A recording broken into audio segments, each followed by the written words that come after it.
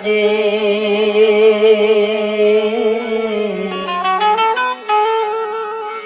મારી સમરો તુને સદા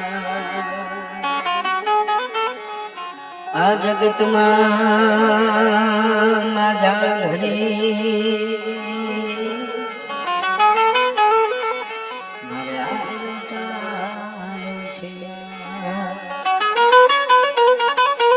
તારા કળિયુગના ઉતરાયમાં તારા બાળક બેઘાના થા તો અંજવાલા આશીર્વાદના તું રાખજે હોયાની સંકટ હરે અને અધમું ધરના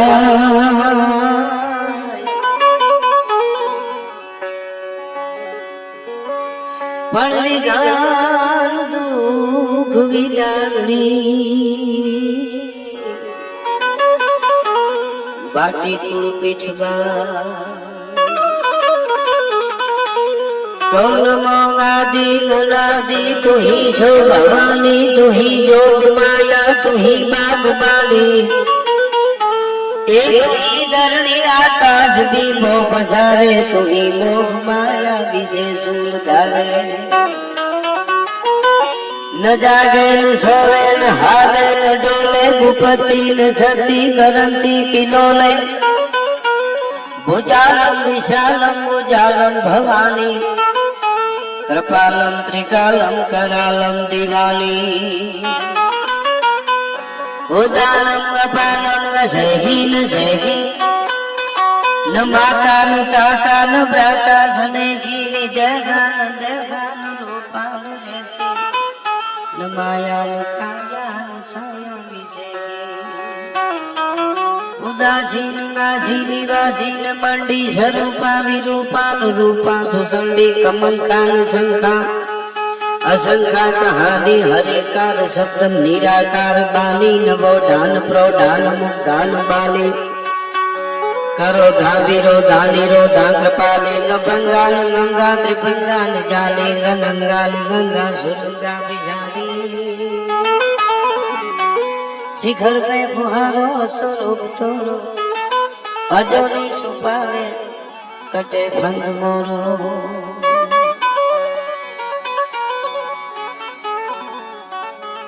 શાંતિકરણ જગ મરણ તો ઘડણ ઘણા ભવઘાટ નમો ગાદ નારાયણી માં વિશ્વરૂપ વૈરાટ. અને પવિત્ર શ્રાવણ માસ ખાસ કરીને ભગવાન રાઘવેન્દ્ર સરકારનો ચરિત્ર ગાન આઝાદી પહેલા ગુજરાતીઓ અહીંયા આવે અને ભગવાન રામ મંદિરના પાયા નાખી અને આયા તહા હે અવધ જહાં રામ નિવાસુ દાદા અને તહા હે દિવસ જહાં ભાનુ પ્રકાશો. સોપાઈમાં એમ કહે છે કે જ્યાં રામ હોય ત્યાં અયોધ્યા હોય. એમ 1932માં મને કીધું હમણાં કે પાયો નાખ્યો મંદિર બનાવ્યું અને ત્યાંથી આપણા સનાતનીઓ છે એ સનાતન ધર્મ દુનિયાના કોઈ પડની માથે જાય અને અહીંયા આવી અને સનાતન ધર્મની જ્યોતને તમે જલાવી છે. તમને બધાને અભિનંદન સાથે વંદન કરું છું, ખૂબ ખૂબ ધન્યવાદ આપું છું. અને હા, શ્રી રામ મંદિર એલ્ડોરેટ આયોજિત શ્રી રામ કથા અને એમાંય પાછા હું ઘણી જગ્યાએ કીધું છે ને આજે આપને કહું, જેમના પવિત્ર ચરણાય પીડ્યા છે. 2 વાર તો કથા કરી ગયા. હમણાં મને ભાઈ કીધું કે ઘણી વખત પૂજ્ય ભાઈશ્રી અહીંયા આવે છે. ભાઈશ્રી જેવા પવિત્ર ભૂદેવ ભૂના દેવ આ યુગમાં આપણી સાથે છે, આપણે એની સાથે છીએ, એ આપણા માટે બહુ ગૌરવની વાત છે. બહુ ક્રાંતિકારી અને એક કથાકાર શું કરી શકે, એક ભૂદેવ શું કરી શકે, સનાતનનો દુનિયામાં ડંકો વગાડ્યો છે. અને અહીંયા આ મંદિરની જગ્યા ટૂંકી પડી એટલે ટ્રસ્ટીઓ અને બધા આમાં જેટલા જોડાણા છે એ બધા ભક્તોએ લઈ અને કલ્પના કરી. કલ્પના સાકાર બની કે 5 એકર જમીન લઈને થોડું દૂર મંદિર બનાવવાનું છે અને એ મંદિર બને એના નિર્માણ માટેનો આ કથા અને આ ભવ્ય લોકડાયરો છે. જોરદાર તાળીઓથી આપણે જેટલા આમાં જોડાણા છે એને વધાવીએ બધાને. એટલે હા, પૂજ્ય ભાઈશ્રીની આ રામકથા ભાઈશ્રી ભાગવત માટે તો શું કહે સાહેબ, ભાગવત બીજું રૂપ બની જાય જયારે બોલતા હોય ત્યારે, પણ રામકથા પણ એવી કરે છે, એનો રસપાન આપ બધા કરી રહ્યા છો. એટલે બધાને અહીંયાથી ખાસ કરીને મંદિરના ચેરમેન, વાઇસ ચેરમેન શ્રી અને બધા જ એમાં જેટલા લોકો તન મન ધન થી આમાં પાછળના પાથરા હોય, કોઈ ચા પાણી, કોઈ મને અનિલભાઈ હમણાં કહેતા હતા રોજ 1000 જેટલા માણસ પ્રસાદ લે છે. વિદેશની ધરતીમાં રહોડા ખોલ્યા છે. આ સનાતનીઓની તાકાત છે, ગુજરાતીઓની તાકાત છે. આ બહુ મોટી વાત છે. એટલે આ બધા જેટલા જોડાણા છે, પૂજ્ય પુરોહિત દાદા, દિનેશ દાદા થી લઈ અને મંદિરના બધા જેટલા જોડાણા છે, તન મન ધન થી જેટલા આમાં, એ બધાને હું આવકારું છું, અહીંયાથી સ્વાગત સાથે વંદન કરું છું અને ખૂબ ખૂબ આ બધાનો આભાર કે આવું સરસ છે. ને એમાંય ડાયરાના મુખ્ય દાતા જેમને ત્યાં અમે રોકાણા છે, બપોરે સરસ મીઠડા ભોજન કરાવ્યા અને પછી હાંજના ભોજન અમે હાથે કરી લીધા. અહીં કથામાં હતા, અમે હાથે રહોડામાં જઈને શાક બનાવી, સા દૂધ પીધા, પછી ઢેફલા ખાધા. અને હવે અમે બધા અમારા સંગીત ટીમને પણ એવી મજા કરાવી છે. અને આ પધારેલા બધા જ મિત્રોને, અમારા પ્રેમી એવા આજાભાઈ થી લઈને બધાનું અહીંથી સ્વાગત કરી. અમે બધાના નામની અમને ખબર ન હોય, પણ આમ અહીંયાથી જોવું તો એમ લાગે છે કે અમે આપણે ગુજરાતમાં બેઠા છીએ અને અદ્ભુત આયોજન છે. ઓહો, જય હોનત. એમાંય તમારો પડકારો પાછો ભૂકા કાઢે આવો છે.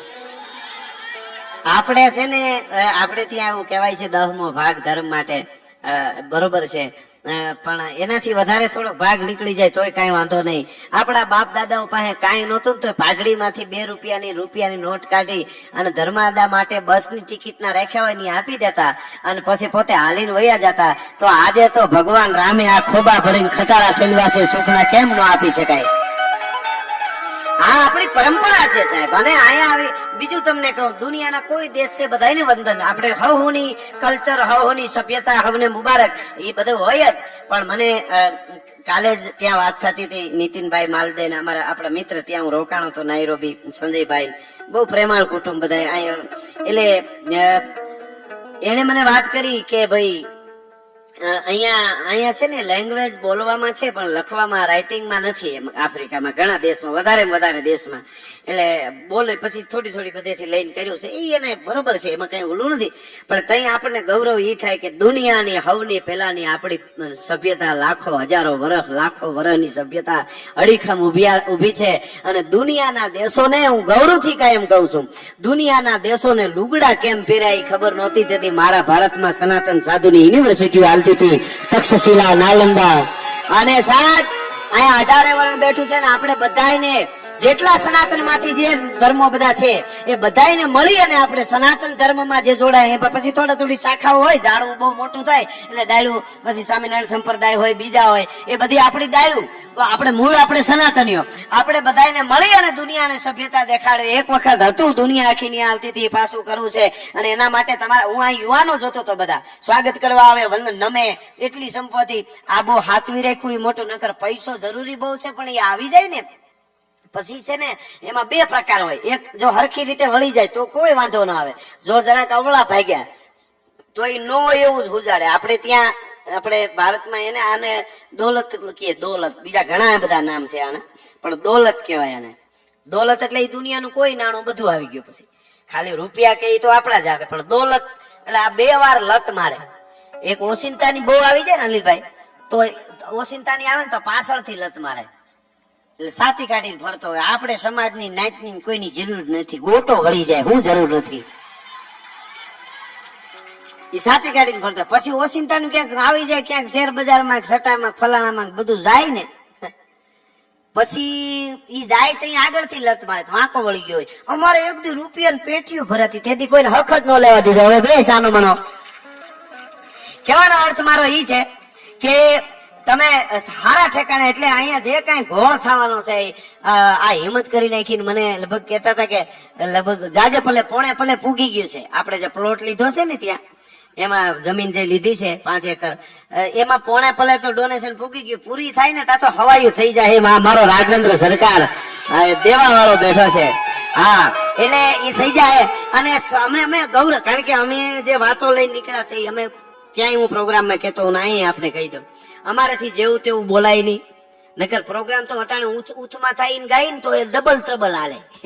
ખબર નહીં અટાણે બધું માઇન્ડ એવા થઈ ગયા છે ને બધાના, પણ અમે કાયમના માટે એમ કહીએ છીએ કે અમારી ઉજળી પરંપરાની વાતો, અમારો ધર્મ, ઈ વાતો, ઈ ફરમાઈશો હવે ત્યાં સુધી પ્રોગ્રામ કરવા છે. એવો સમય આવશે તો સ્ટેજ થી નીચે ઉતરી જાઉં, બોલવામાં અમારા સ્તરમાં કોઈ દી નીચે નહીં ઉતરી, તમને ગેરંટી આપી છે ભલા માણસ. એટલે તમે જેટલું આ બધું સાંભળો છો, બોલાવો છો, આટલા ખર્ચો છો, તો અમે અહીંયા આવીએ છીએ, તમે જીવતું રાખી શકીએ છીએ. એટલે આપણે બધાને અભિનંદન. માવડિયું બેઠા છે, હારો હાર છે, જો કેવા નારી શક્તિ ને બહેનોની તો બહુ બેવડી જવાબદારી છે. હું પ્રોગ્રામમાં કાયમ એમ કહું કે તમારી ધરોહર સાચવવી મોટી જવાબદારી તમારી છે. તમે તમારા બાળકોને તૈયાર કરી, પેલો ગુરુ હોય તો તમે છો, પેલો ઘડનારો, પેલો ભગવાન જે કયો એ તમે છો. બાપ છે પણ બીજે નંબરે આવે, કારણ કે માં છે એ દીકરીને દીકરાને તૈયાર કરી છે કે તું આ છો. આપણે અહીંયા બેઠા છે, આપણે આફ્રિકાની ધરતીમાં બેઠા છે, પણ આપણી ઉજળી પરંપરા બહુ અદભુત છે. અહીંયા 18 વરણ બેઠા છે, પણ હું કહી દઉં અહીંયા ભૂદેવો પણ છે. સાહેબ તરવારીના ઝાટકા પડતા હોય, ગળે તરવારી મારી આમ લાગતી જતી હોય, અને ઉભા ભૂદેવો શ્લોક બોલતા હતા ભારતની ધરતીમાં અમુક વર્ષો પહેલા. અને ઈ શ્લોક હોય, એનો દીકરો નાનો હોય તો સીધો લાઈવ પાકો મગજમાં ઉતારી લે, અને એને એમ કે બાળકોને શું મારે, મોટાને મારી એટલા શાસ્ત્રો વયા જાય.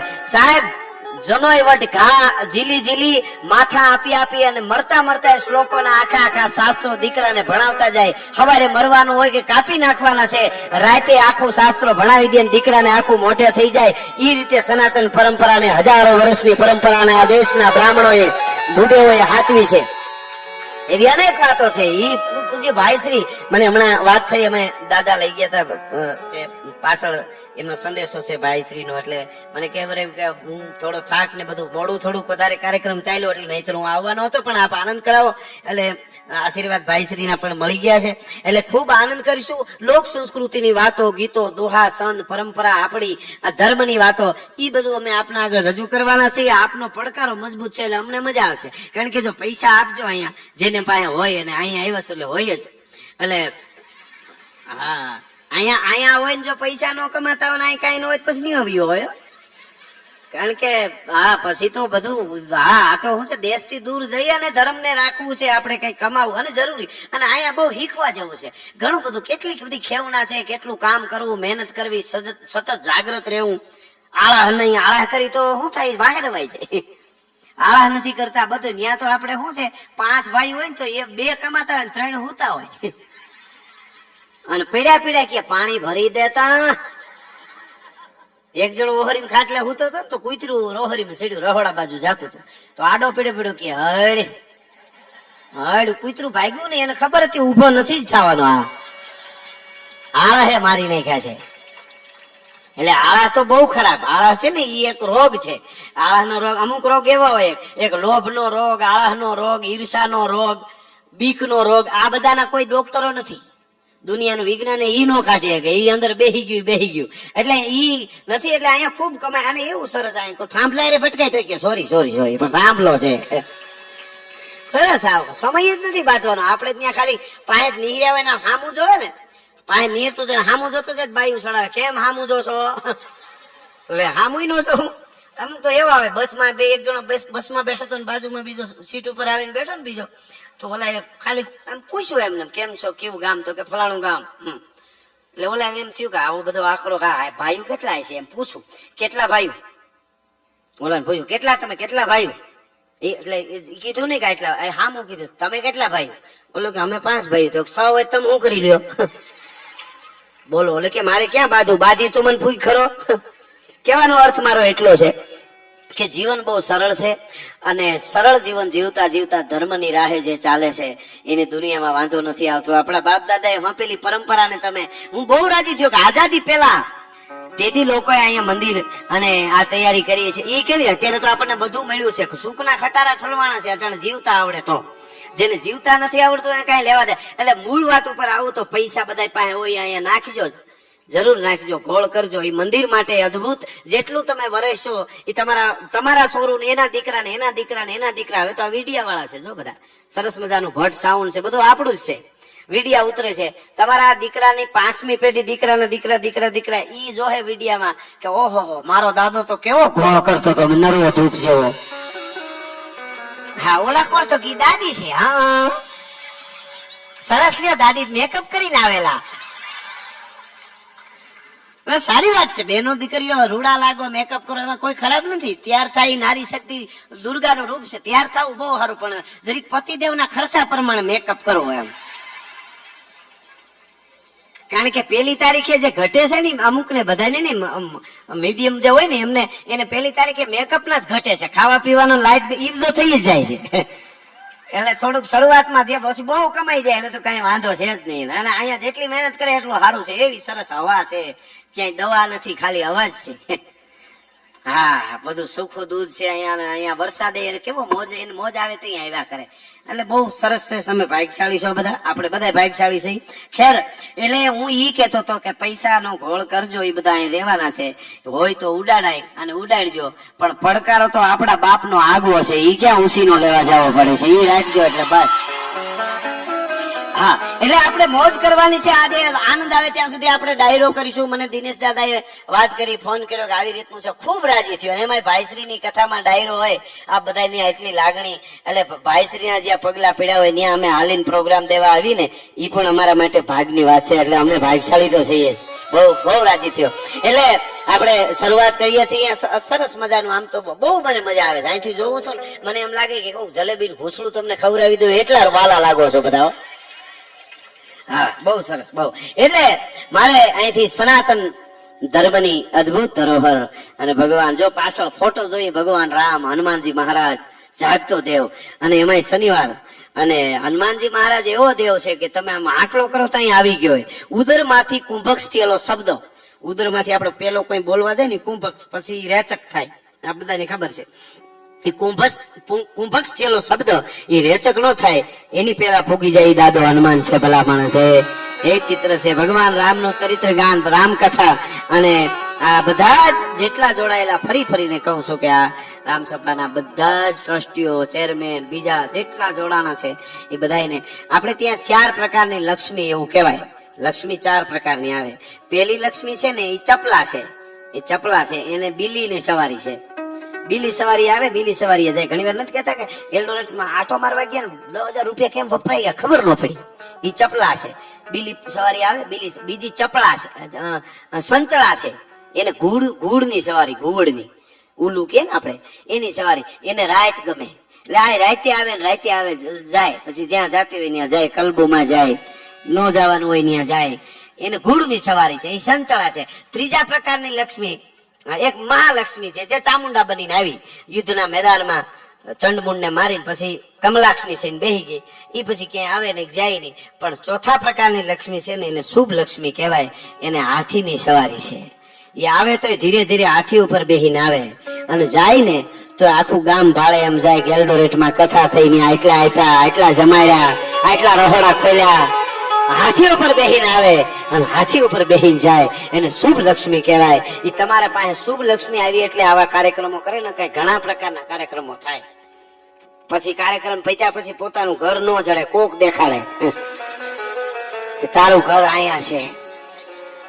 2 જણા મોટરસાયકલે નીકળી ગયા, પી ગયેલા તો ફૂલ લીવર મારતા જતા હતા. એક જણો વાહે બેઠો તો ઈ મોરલો બે હામામાં વાટે ચડ્યા હતા. એમાં વળાંક આવ્યો ને તો એક જણો કે વાળ વાળ, કે વાળ વળાંક છે, વાળ બ્રેક માર તો પતલું દઈને પડ્યા ને. એટલે કયું નો કહું છું, વળાંક આવ્યો, બ્રેક માર. ઓલો કે તું હાંકતો હતો. હવે કોણ હાંકતો તો એ ખબર નથી, શું કરવું આવા. એટલે એમાં જે વૈયા જાય બહુ થોડું થોડું કોક લેતા હોય તો વાંધો નહીં. આમાં બધાને કઈ અમારું ગજુ નહીં બંધ કરવું હોય. પણ હું સનાતની છું, મારો ભગવાન રામ છે, મહાદેવ છે, માં દુર્ગા અમારી માં છે. આનાથી મોટો નશો જગતના શોકમાં કયો જોઈએ, કલ્પના કરો. બાકી તો હટાણે આપણે તો ન્યા તો અહીંયા તો ખબર નહીં હોય. ન્યા તો એવું છે, સંબંધ દીકરીનો કરવો હોય ને તો પેલા ગોતે કે પીતો બીતો નથી ને જમાય એમ.